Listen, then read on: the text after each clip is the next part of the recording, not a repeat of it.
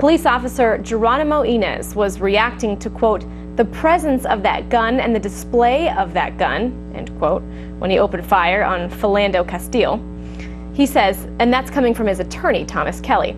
Matt Finn has the very latest. He joins us now from St. Paul, Minnesota. Hi, Matt.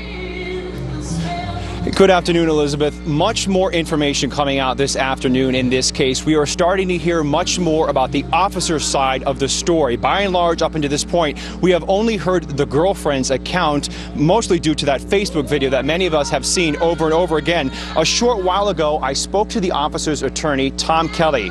He says that not only did the officer react to the presence of a gun, he tells us that Castile that day failed to comply with a do not move order.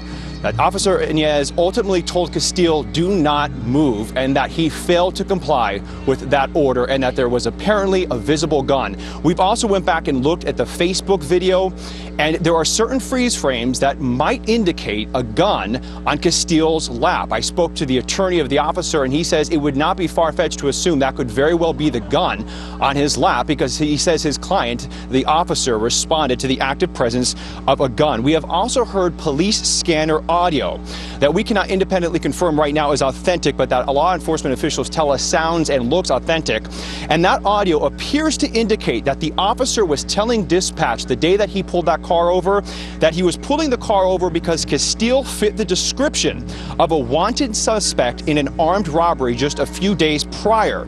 We are working to confirm that information, but his attorney says this would be a valid investigatory stop. The officer went as far as to describe Castile before he got out of the car, fitting the description of that wanted suspect. The attorney says Inez is complying with police right now. He says he was with the department for 5 years and had no disciplinary action. Also, on a side note, the officer Inez is Mexican, according to his attorney, not Asian, as the woman Reynolds has described up to this point.